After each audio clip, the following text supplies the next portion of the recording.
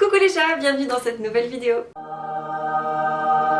Je suis désolée pour mon absence, c'est vrai que ça fait longtemps que j'ai pas posté, tout l'été je suis restée loin de YouTube.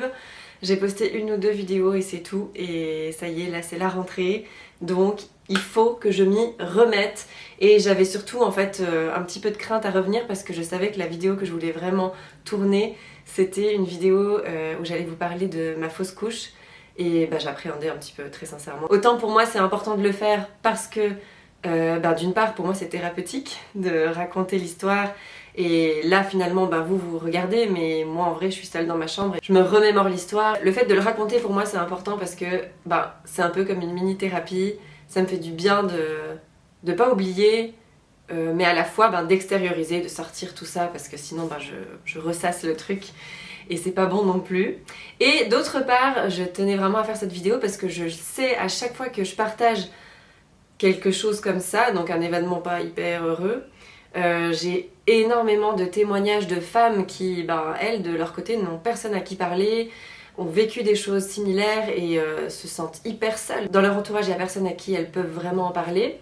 Et c'est encore un sujet qui est hyper tabou alors qu'on est énormément de femmes à passer par là et à vivre ce drame quoi. Donc je tenais à faire cette petite introduction pour vous expliquer le pourquoi de ce retour si long. Et maintenant c'est parti pour le récit de cette fausse couche. Ça va être difficile de me remémorer les dates et tout parce qu'en fait ça fait vraiment un moment et malgré tout le cerveau fait bien son travail. Et moi j'arrive à occulter très facilement les trucs qui me font du mal. En fait j'oublie très facilement les choses douloureuses qui m'ont fait du mal ou enfin voilà. C'est bien comme c'est pas bien, il y a un côté positif et négatif là-dedans, mais bon bref. Alors, c'était donc avant la fin de l'année scolaire parce que je me souviens qu'en fait j'ai eu des petits signes qui m'ont mis la puce à l'oreille, mais bon pour autant ça faisait 2 ans que j'avais fait ma grossesse extra-utérine. Depuis on n'a plus jamais repris de contraceptif et je n'ai jamais été enceinte en 2 ans. Donc je m'attendais vraiment pas à tomber enceinte. Vraiment pour moi c'était... Je calcule rien en plus, je fais pas de test d'ovulation, je calcule absolument pas les dates, je ne sais jamais quand j'ai eu mes dernières règles, je ne connais pas mes ovulations. Je sais que j'ovule tard parce que je l'ai su en tombant enceinte d'Axel, mais je sens pas dans mon corps. Je sais qu'il y a beaucoup de femmes qui sentent une ovulation, moi je le sens pas du tout. Donc voilà, vraiment... On essaye sans essayer parce que ça me met trop de pression en fait de commencer à calculer, à faire mes tests d'ovulation. Je l'ai fait une fois, c'était pour Axel et ça m'avait tellement stressée. Et bref, donc du coup j'ai pas envie de faire tout ça. Et en fait là j'ai commencé, alors déjà c'était une période où j'étais très à fleur de peau. Je pleurais tout le temps. Il y a eu à cette période-là, enfin quand je venais de tomber enceinte en fait, et je le savais pas encore, il y a eu le spectacle de fin d'année des enfants et la remise des diplômes d'Axel et de Léo. Et à ces 3 événements, j'ai pleuré du début à la fin. J'étais en larmes, alors que oui, je suis quelqu'un de sensible, mais normalement c'est Connor qui pleure, c'est pas moi. En tout cas pas autant. Et là vraiment j'arrêtais pas, je pleurais derrière mes lunettes. Je me souviens quand Léo recevait son diplôme, je me disais c'est bizarre quand même. Donc il y avait ça. Il y avait aussi Léo, il arrêtait pas de me prendre comme ça puis de mettre sa tête sur mon ventre et c'est pas du tout quelque chose qu'il fait habituellement. Donc j'avais remarqué ça, en tout cas ça me faisait bizarre et ça m'avait un peu mis la puce à l'oreille aussi. Axel il se mettait toujours dans une position que... Enfin, pour moi ça veut rien dire, mais j'ai une copine qui est brésilienne et qui m'a toujours dit quand ils se mettent comme ça veut dire qu'ils sont en train d'appeler un petit frère ou une petite sœur à venir. Enfin ça veut dire qu'il y a la suite de la fratrie qui va arriver, ou en tout cas ils sont en demande. Je sais pas si ça se verra sur mon lit, mais bref ils se mettaient souvent comme ça. Et puis je sais pas si on le voit, mais bref, je sais pas si je suis dans le cadre, mais il arrêtait pas de se mettre comme ça. Puis j'avais repensé à ce que ma copine Marcella m'avait dit, j'étais là... Ah ouais, c'est bizarre, encore un signe. Et il y a eu 2 tirages de cartes aussi. Le premier tirage, c'était avec Mathilde, celle qui me donne les cours de yoga. Elle m'avait fait un tirage et j'étais tombée sur une carte où vraiment c'était le chakra sacré de la femme, avec l'arbre de la vie. C'était une carte qui annonçait une grossesse, quoi. En tout cas, pour moi, c'était clair. Pour elle aussi, bon après je savais pas encore à ce moment-là que j'étais enceinte, je l'ai su 2 jours après. Et donc 2 jours après, je me suis fait un tirage moi toute seule et j'ai tiré une rune et pareil, enfin, c'était une femme enceinte. Et je ne savais pas du tout si j'étais en retard évidemment. Et donc là je me suis dit bon, je fais un test. Allez go, je fais un test, il y a trop de signes. Et là, test positif. Et j'étais trop heureuse, je m'attendais vraiment pas à ça, mais vraiment pas quoi. Et donc ensuite, trop contente. En fait, j'avais sport ce jour-là avec Aurélia, et donc j'allais lui dire, parce que je veux pas qu'elle me fasse faire des trucs de fou, surtout au début quand il faut que ça s'accroche et tout. Donc là c'était genre 9h du matin, Connor était au resto, et du coup je me suis dit non mais je peux pas annoncer à Aurélia avant d'annoncer à Connor, c'est pas possible. Donc je me suis habillée vite fait, j'ai vite été au resto, je lui ai annoncé, trop heureux, Connor en larmes et tout, enfin nous deux on était trop contents. Et puis après je suis rentrée, j'ai fait mon sport, enfin j'ai dit à Aurélia et tout, bref. Oh, j'ai aussi dit à mes copines, enfin j'ai besoin de dire aux gens qui sont proches de moi, c'est trop important, j'ai besoin d'avoir des épaules si jamais, si jamais ça se passe mal. Et puis j'appelle directement la gynécologue, parce que en fait moi comme j'ai eu une grossesse extra-utérine, elle m'avait expliqué que j'avais beaucoup de chance d'en refaire une, qu'une fois qu'on en a fait une, on a, je sais plus, je me souviens plus des chiffres, je vais pas dire de bêtises, mais genre 50% de chance en plus d'en refaire une qu'une autre femme qui n'en a jamais fait. C'est une vraie préoccupation. Et elle m'avait dit, il y a 2 ans, elle m'avait dit, si vous retombez enceinte, en tout cas, appelez-moi tout de suite, je veux vous voir tout de suite dès que vous avez un test positif. Et donc je l'appelle, j'ai son assistante, et elle me dit oui, alors je peux vous donner rendez-vous la semaine prochaine et tout. Je dis mais je crois que c'était urgent, enfin elle voulait me voir tout de suite, elle m'avait dit mais regardez avec elle et puis vous me redites. Et puis du coup elle m'a rappelé genre 2 minutes après, elle fait oui alors elle veut vous voir aujourd'hui, cet après-midi, est-ce que vous êtes libre à telle heure? Ok, donc j'y vais et trop contente, elle était trop contente de me revoir quoi. Et puis donc elle m'a confirmé qu'il y avait bien une grossesse, mais c'était limite, c'était très très léger sur le test, donc elle m'a dit c'est vraiment tout frais. J'étais pas du tout encore en retard et c'était vraiment le tout début. Donc forcément sur l'écho, elle voyait rien, elle a fait une écho vaginale du coup. Et donc elle le voyait pas, enfin elle l'imaginait, elle m'a dit c'est probablement cette petite tache, mais bon, on peut pas être sûr. Elle essaie de regarder dans les ovaires, etc. si tout se passait bien. Elle m'a dit, je peux pas vous affirmer que c'est dans l'utérus. C'est beaucoup trop jeune, il va falloir que vous reveniez et on va commencer à faire des tests sanguins réguliers pour suivre en fait le taux d'hormones de grossesse, pour voir comment ça évolue. Et puis, j'ai plus trop les notions des dates parce que comme je vous ai dit, j'oublie et que ça fait trop longtemps. Mais il me semble que c'était genre 2 semaines peut-être avant qu'on parte aux États-Unis, un truc comme ça. Donc j'enchaîne les rendez-vous avec elle pendant 1 semaine, 10 jours et les tests sanguins. Et au début, tout semble aller normalement. Les hormones de grossesse augmentent, alors pas énormément, mais quand même ça augmente, donc c'est plutôt bon signe. Et puis le sac a vraiment l'air d'être bien dans l'utérus et pas dans les trompes comme quand on fait une grossesse extra-utérine. Donc tout semble à croire que ça va bien quoi. Nous on commence à se réjouir. Bon, Connor lui là il est déjà, c'est bon, on va avoir un 3e enfant, il commence à réfléchir à des trucs, l'école et tout, enfin voilà. Et moi j'arrêtais pas de lui dire non mais franchement calme, on sait pas, je sais pas, ça me stressait quoi. Je veux pas dire que je le sentais parce que c'est pas vrai, mais je n'osais pas me réjouir, je n'osais pas y croire et je n'osais pas me projeter quoi. Bien que c'est inévitable, forcément que tu te projettes et tu y penses et t'imagines et t'es hyper heureuse, mais j'essayais vraiment de garder ça pour moi et puis en fait c'est hyper frustrant quoi. C'est hyper frustrant de tomber enceinte alors que les 2 premières fois tout avait été si facile, voilà. La 3e fois c'était une grossesse extra-utérine, là je suis vraiment tombée de 1000 étages. Puis là pour la fausse couche, du coup je suis restée hyper prudente dans ma façon de recevoir les émotions quoi. Donc du coup en même temps tu vis pas vraiment le truc. Si par hasard ça avait été une grossesse qui avait tenu le coup, j'aurais été peut-être un peu déçue de pas avoir bien pu vivre pleinement les premiers instants, mais en même temps, voilà, bref, c'est très difficile à décrire ces sentiments quoi. Ouais, tout semble bien. On est le lundi, avant de partir aux États-Unis, on part le mercredi matin. Donc on est lundi, j'ai fait un test sanguin le matin. J'attends les résultats du test sanguin pour voir ce qui s'est passé avec les hormones de grossesse, si ça a bien évolué correctement. Je suis dans l'ascenseur avec les enfants, on part chez des copains à eux, des copains d'école. En plus je connais pas bien la maman, enfin on s'est vu 2 fois. C'est pas genre je vais chez Mélinde ou chez Céline ou chez Patty, ou enfin j'en sais rien et si jamais il y a un souci, je peux vraiment me confier, donc c'était hyper particulier.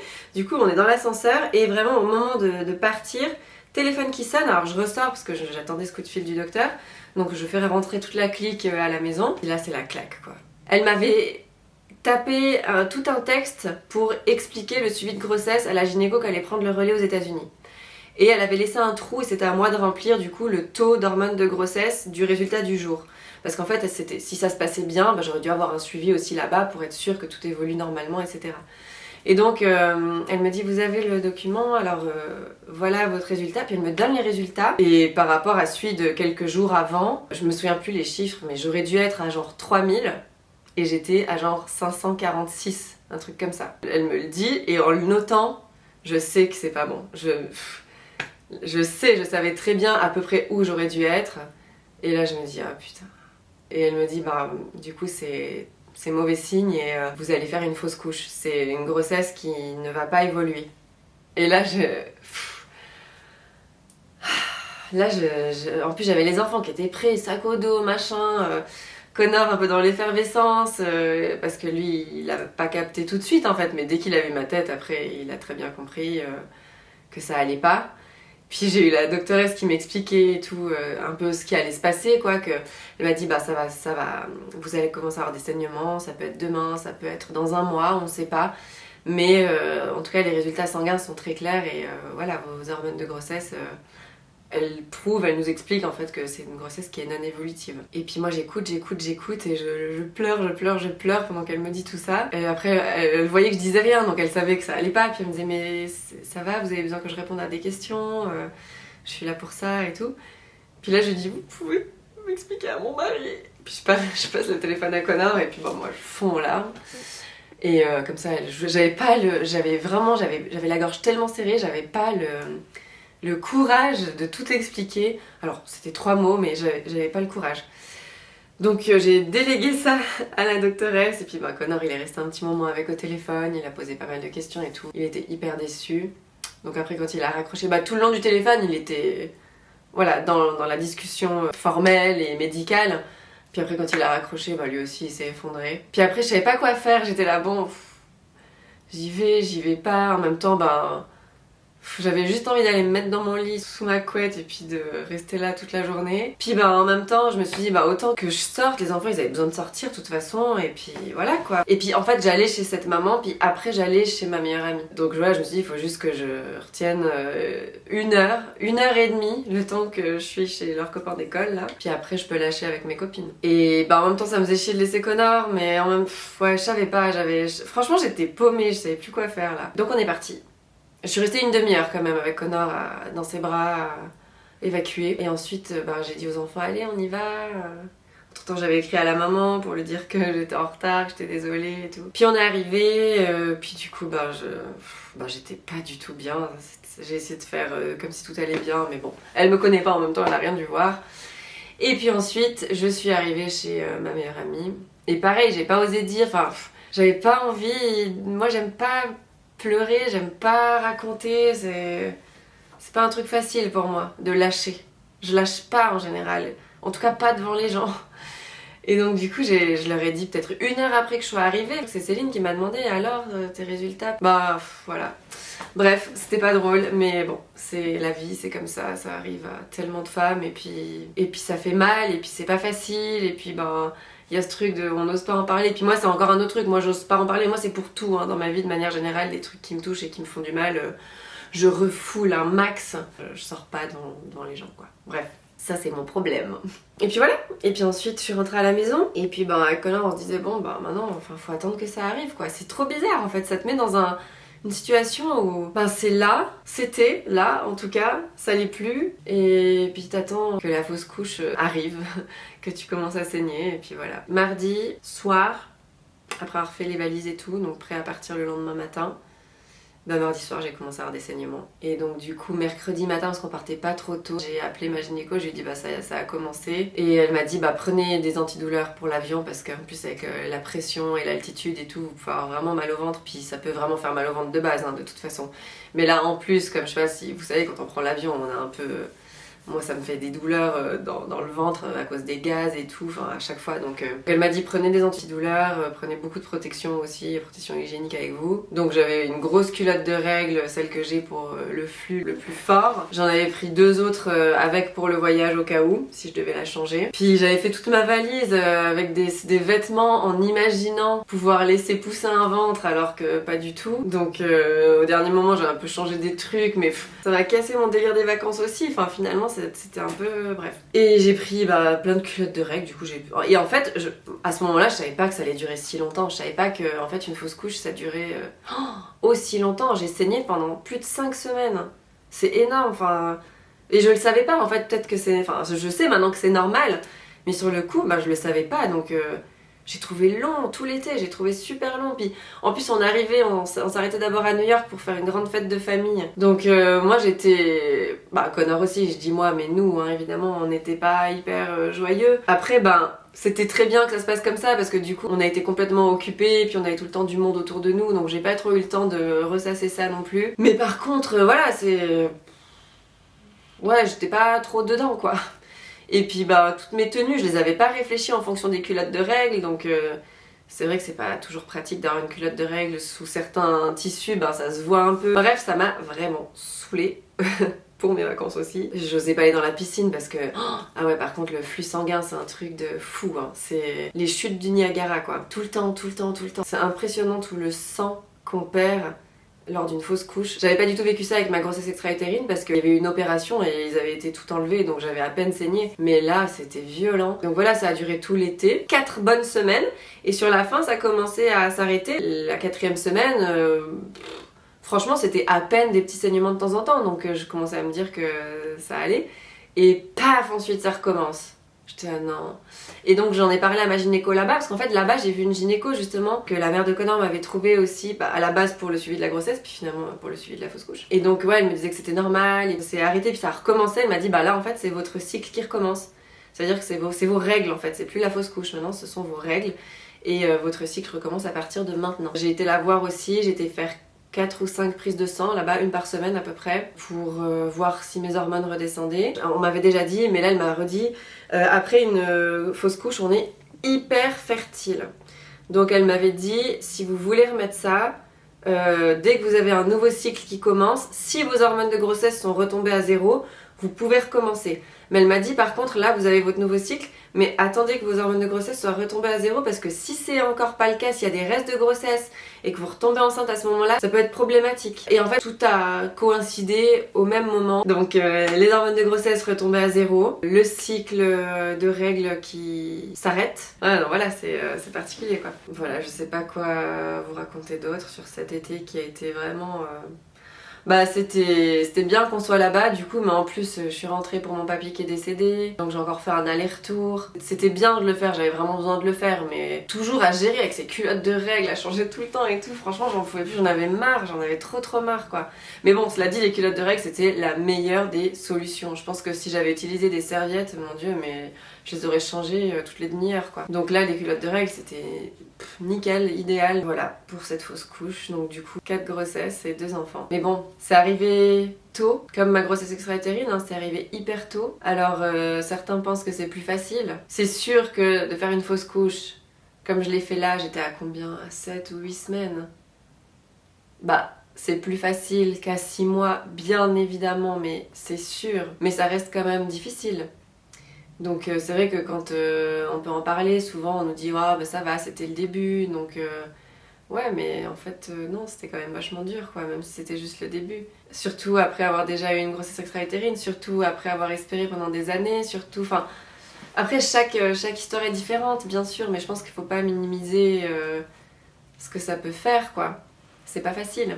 C'est pas des choses qui sont faciles, putain, on vit des trucs durs quoi, je trouve. Après ce qui est génial c'est que nous on l'a vraiment, enfin génial... On l'a vraiment vécu à 2 et moi j'ai cette chance d'avoir Connor qui est hyper impliqué tout le temps et qui est hyper dans l'émotionnel aussi. C'est super agréable de pouvoir vraiment partager ça avec la personne qui partage notre vie, c'est trop important. Je sais que moi il y a plein de filles avec qui j'ai discuté, elles m'ont dit mais on n'en a jamais parlé avec mon chéri, jamais. C'est arrivé et c'est devenu tabou, on n'en a plus jamais reparlé et j'ai besoin d'en parler. Et je pense vraiment qu'on a besoin d'en parler et je pense que c'est important de le faire quoi. Avec Connor on en parle encore, enfin on en a parlé... On en a beaucoup parlé, j'en ai parlé beaucoup aussi avec sa mère elle a aussi eu une fausse couche, enfin on en a pas mal parlé quoi. Au final ça fait quand même du bien d'en parler. Et voilà, je crois que le récit est terminé. Ce que j'avais surtout envie de vous dire dans cette vidéo, c'est que si ça vous arrive, si ça vous est arrivé, vous n'êtes pas des cas isolés et on est tellement nombreuses à vivre ça et je trouve hyper important de pouvoir échanger Ça fait du bien. Moi j'ai reçu plein de témoignages, plein. Des filles qui avaient eu 2, 3 fausses couches, puis après un bébé, 2 bébés, enfin... Il y a de l'espoir. Ça fait juste du bien en fait de pas se sentir seule dans une situation, mais ça de manière générale, je trouve dans la vie ça fait du bien de savoir qu'on n'est pas toute seule, qu'on est toutes dans le même bateau entre guillemets, et après bon bah... Toutes les histoires sont différentes comme je l'ai dit. Donc voilà, c'était vraiment ça que je voulais faire passer comme message. Ça peut arriver et c'est ok de pas se sentir bien après, c'est ok d'avoir envie de pleurer, c'est ok d'avoir envie de rester dans son lit pendant une semaine, c'est ok de pas vouloir avoir envie de remettre ça tout de suite, c'est ok de vouloir faire son deuil, ou pas en fait, c'est... voilà. Prenez le temps de vivre ce que vous avez à vivre, d'accepter et d'accueillir vos émotions, et puis l'important c'est que vous vous sentiez bien. Et que ça reste pas comme un vieux souvenir tabou duquel il faut surtout pas parler, qui vous donne des angoisses et des cauchemars. Faut qu'on sorte de tout ça quoi, faut qu'on arrive à libérer la parole et puis qu'on puisse dire ce genre de choses. C'est tout pour aujourd'hui, je vous ai raconté ma petite histoire et si vous avez envie de poser des questions ou si vous avez envie de partager quelque chose dans les commentaires, n'hésitez pas, j'aurai plaisir à vous lire. Et je vais essayer d'être plus présente aussi ces prochains temps sur YouTube.